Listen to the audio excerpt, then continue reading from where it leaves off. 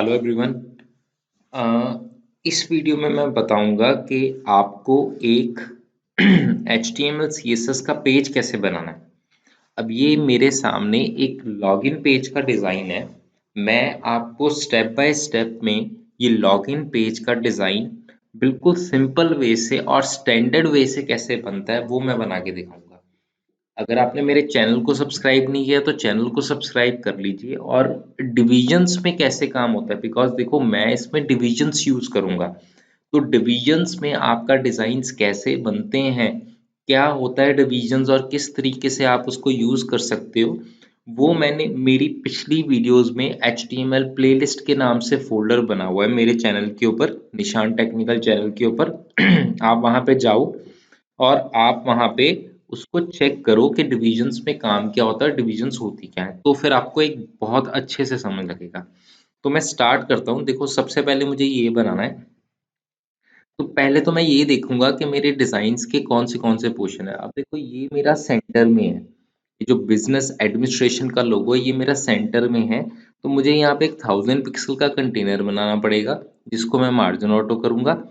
उसके बाद मुझे एक पट्टी बनानी पड़ेगी ब्लू कलर की जिसको मैं 100% दूंगा ताकि वो पूरी स्क्रीन के ऊपर फैलेगा, ताकि वो छोटी स्क्रीन के ऊपर भी आपका डिजाइन अच्छा दिखे, और अगर सपोज आपका जो डिजाइन है वो बड़ी स्क्रीन के ऊपर खुलता है तो उसके ऊपर भी अच्छा दिखे। उसके बाद ये भी सेंटर में है, तो मुझे एक 100% के बीच में 1000 पिक्सल बनाना पड़ेगा जिसको मैं ये फ्राइडे 8 जून जिसमें मैं डेट लिखूंगा अपनी।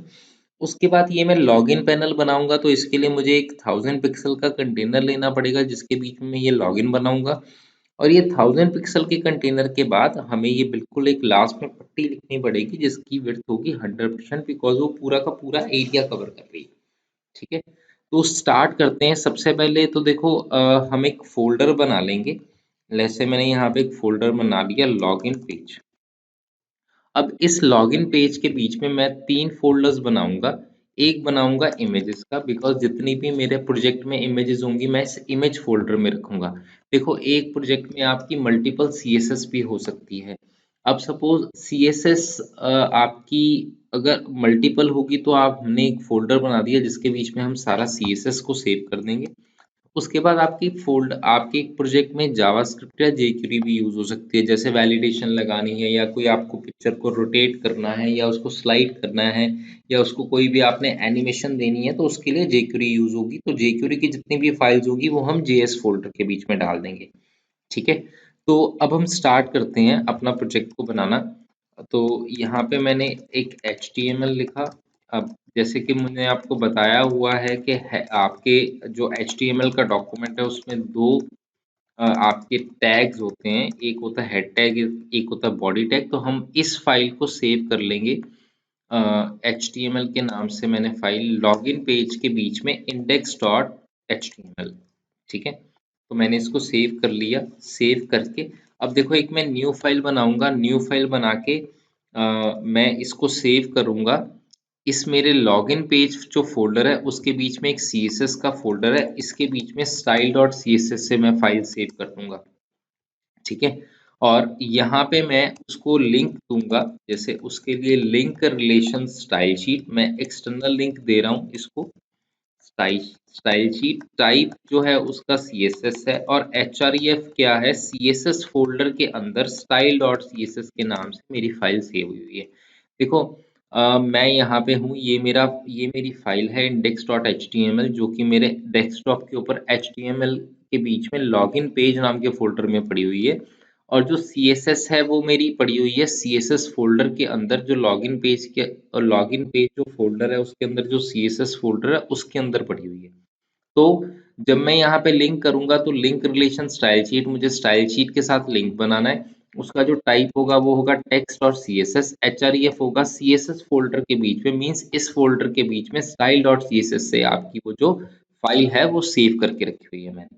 ठीक है, तो अब देखो कोई भी प्रोजेक्ट बनाना है ना तो आपको कमेंट्स लिखने बहुत जरूरी है, क्योंकि कमेंट्स का ऐसे होता है। देखो अब आप एक कंपनी में तो काम नहीं करोगे ना पूरी जिंदगी अपनी।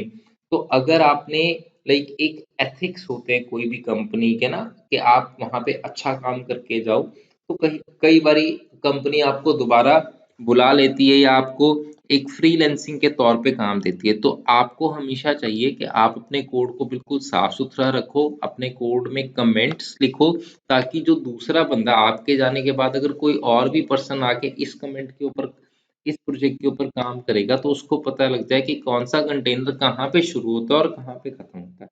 तो उसके लिए कमेंट देने बहुत ज़रूरी हैं। तो मैंने लिखा मेन कंटेनर गोज़ हियर और मेन कंटेनर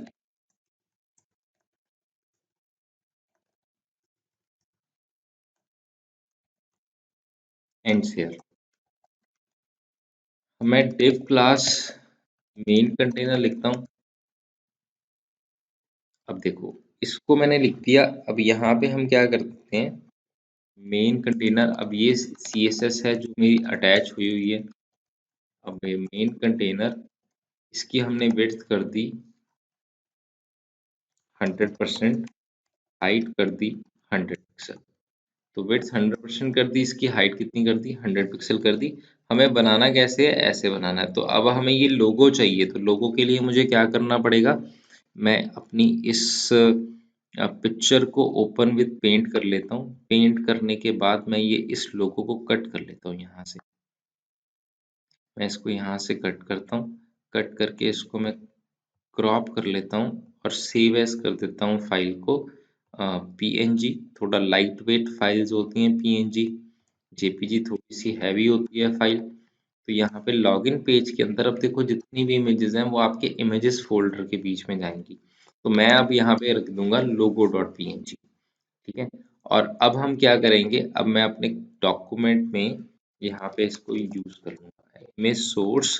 अब इमेज पड़ी कहाँ हुई है, इमेजेस के बीच में लोगो डॉट पीएनजी। तो यहाँ पे मैं लिखूंगा इमेजेस स्लैश लोगो डॉट पीएनजी। अब ये मेन कंटेनर है, इसको मैं अभी फिलहाल एक कलर दे देता हूँ, हल्का सा कलर, ताकि पता लग जाए कि ये यहाँ पे शुरू हुआ हुआ है और हमने इसको बनाया हुआ है। तो व्यू क्रोम, तो ये आपकी बेसिकली एक लोगो लग गया। ठीक है। अब यहाँ पे क्या होगा, यहाँ पे हमें इसको 100% की बजाय 1000 पिक्सल देना है, ताकि वो सेंटर में आए। बिकॉज हमने, हमें कोई उसके, अब सपोज आप इमेज को देखोगे तो आपके सामने वो जो वाइट कलर है बैकग्राउंड में, तो मीन्स वहां पे कोई कलर स्पेसिफाई करने की जरूरत नहीं है आपको। तो अब हम क्या करेंगे, यहाँ पे इसकी विड्थ 1000 पिक्सल करके इसका मार्जिन ऑटो कर देंगे। ऑटो से क्या होगा, एक तो उसकी विड्थ कितनी होगी, 1000 पिक्सल की होगी, और ऑटो आपकी स्क्रीन के सेंटर के ऊपर आ जाएगा। अब देखो एक चीज का ध्यान रखना है, ये जो बॉडी टैग होता है ना, बॉडी टैग, ये बॉडी टैग आपका एक मार्जिन छोड़ता है ऊपर, ये देखो मार्जिन है। अगर मुझे इस मार्जिन को खत्म करना है तो बॉडी टैग तो देखो एक ही होता है आपके पूरे डॉक्यूमेंट में। तो रेदर देन आप इसको क्लास देने की बजाय आप यहाँ पे डायरेक्टली लिख सकते हो कि जो बॉडी है उसका जो मार्जिन है वो 0 हो जाए। तो मीन्स अब देखो वो ऊपर जो वाइट एरिया छोड़ रहा था वो उसने क्या कर दिया, ट्रंकेट कर दिया, खत्म हो गया एरिया। तो इस तरीके से आप अपना जो मार्जिन होता है बॉडी का बाय डिफॉल्ट, उसको आप खत्म कर सकते हो।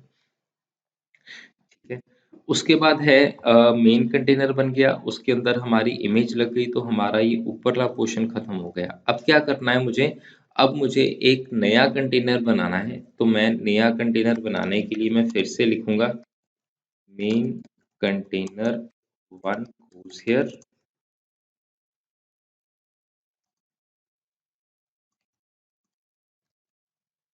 मेन कंटेनर वन एंड से। ठीक है। तो अब इसके बीच में मैं यहाँ पे एक मेन कंटेनर वन बनाऊंगा। अब इसके बीच में inner container one goes here,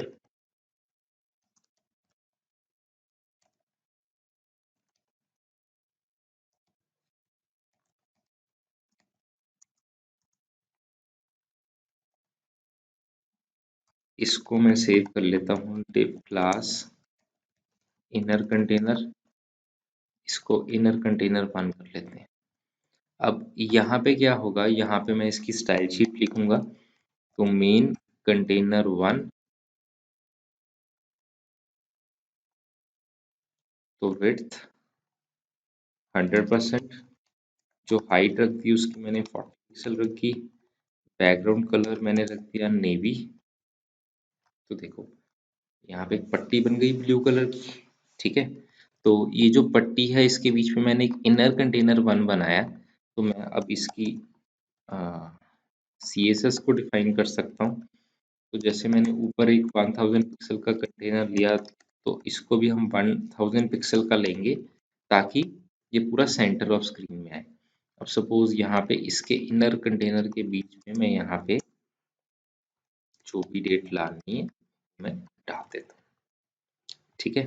तो देखो अब ये इधर गया, क्योंकि जो इनर कंटेनर वन है उसको मैंने 1000 पिक्सल करके हाइट 40 पिक्सल दे दी पर मार्जिन ऑटो में दिया। तो जैसे ही मैं मार्जिन ऑटो दूंगा तो वो क्या आ जाएगा, सेंटर में आ जाएगा। अब सपोज मुझे इस 24 चैन इसका थोड़ा कलर चेंज करना है, तो मैं यहाँ पे rather than inner container one जो कि उसका पेरेंट स्ट्रक्चर है उसको क्लास देने की बजाय या उसमें कुछ प्रॉपर्टीज एंटर करने की बजाय मैं एक पैराग्राफ बना दूंगा। पैराग्राफ बना के मैं उसको क्लास दे दूंगा और फिर मैं उसको क्या कर लूंगा, यूज कर लूंगा। तो मैंने यहाँ पे क्लास का नेम क्या दिया हुआ है, डेट दिया हुआ है। तो मैंने यहाँ पे डॉट डेट लिखा, तो यहाँ पे मैंने इसको देखो, एक चीज का और ध्यान रखना है, जो पैराग्राफ होता है ना वो आपका मार्जिन छोड़ता है ऊपर से। तो सबसे पहले तो मैं इसका मार्जिन 0 कर देता हूँ ताकि वो वापस ऊपर चल जाए, ठीक है। फिर मैं कर देता हूँ इसका कलर वाइट, ठीक है, वो दिखना शुरू हो गया। उसके बाद मैं इसका कर देता हूँ फॉन्ट वेट बोल्ड। बोल्ड से क्या होगा, वो थोड़ा सा बोल्ड हो जाएगा। उसके बाद फॉन्ट फैमिली एरियल, एरियल आ जाएगा। उसके बाद है लाइन हाइट, लाइन हाइट लग दिया 30 पिक्सल, तो वो नीचे को आ गया, ठीक है। तो इस तरीके से आप अपना ये ऊपर वाले दो पोर्शंस अपने लॉगिन पेज के इजीली ऐसे बना सकते हो। तो अब हम नेक्स्ट के ऊपर चलते हैं, ये इसका जो थर्ड पोर्शन है लॉगिन वाला, ये कैसे बनाना है। तो देखो सबसे पहले ये करने के बाद अब मैं दोबारा, ये मेरा कंटेनर ब्लू वाला भी खत्म हो गया, तो अब मैं एक और कंटेनर शुरू करूंगा, main container two goes here.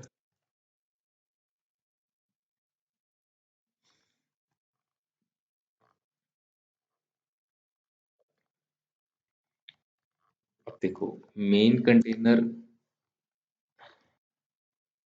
To goes here,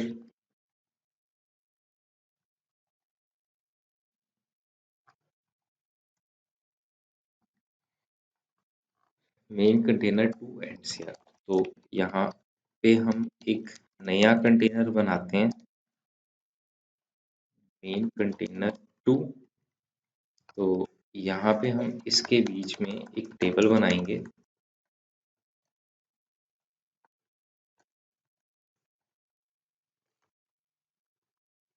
पर ही देख लेते हैं यूजर नेम और पासवर्ड। तो सबसे पहले तो सेंटर में लॉगिन लिखा हुआ है, तो table heading col span to,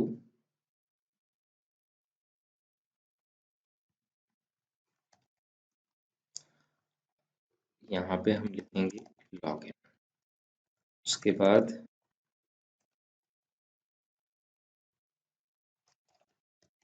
user name,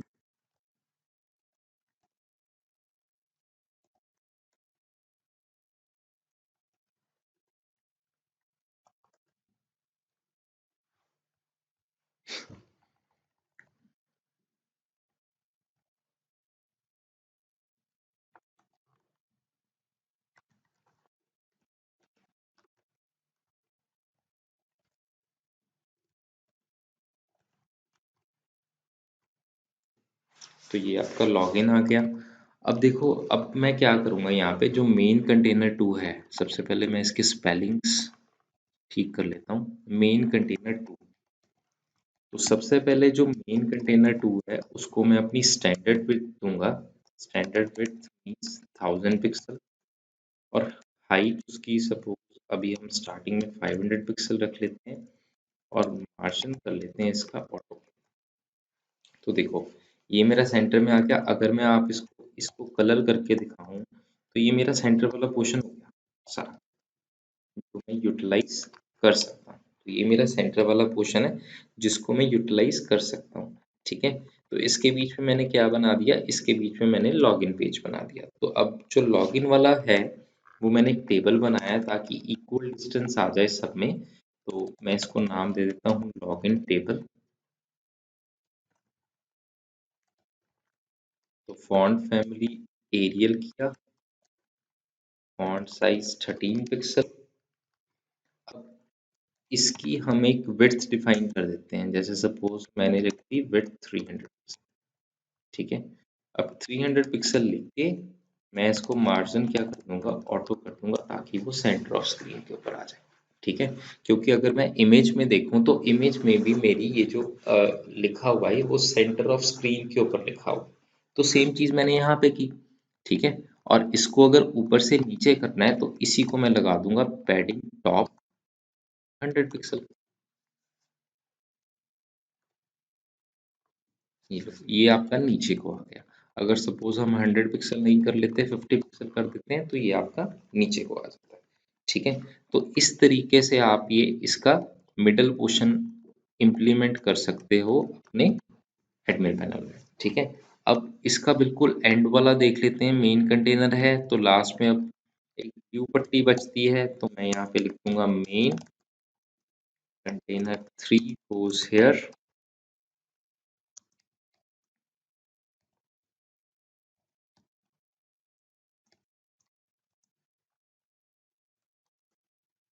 अब इसको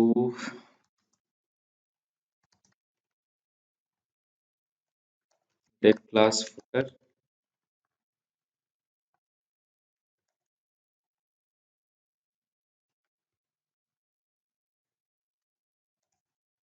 विड्थ 100%, हाइट 30 पिक्सल, और इसको एक बैकग्राउंड कलर दे देते हैं नेवी। तो ये आपका क्या बन गया, ये आपका एक लॉगिन पेज बन गया। लॉगिन पेज के थ्रू आप यूजर से साइन अप करवा सकते हो। तो मीन्स ये जो कलर्स दिए हुए हैं हमने, ये मैं हटा देता हूँ, ताकि जो लुक एंड फील है वो कैसी आए, वो आपकी सेम, जैसे कोई प्रोफेशनल बना रहा है तो वो उस तरीके से आए। मैंने सारा हटा दिया। अब ये इसको इनर कंटेनर 1 का बैकग्राउंड कलर नेवी देना पड़ेगा उसका, तो ना इसको इसको मेन को देना पड़ेगा मेन, क्योंकि 100% है, हमें 100% के ऊपर बोलेगा। तो इस तरीके से आप अपना एक लॉगिन पेज क्या कर सकते हो, रेडी कर सकते हो, तैयार कर सकते हो। तो आई होप आपको ये पसंद आया होगा। तो अगर आपको पसंद आया तो मेरे चैनल को ज़रूर सब्सक्राइब करो, और कमेंट सेक्शन में मुझे ये ज़रूर बताओ कि आपको ये वीडियो कैसी लगी। आप वीडियो को लाइक करोगे, शेयर करोगे या कमेंट करोगे तो एक मोटिवेशन मिलेगी मुझे, ताकि मैं और वीडियोस बनाऊं। शुक्रिया।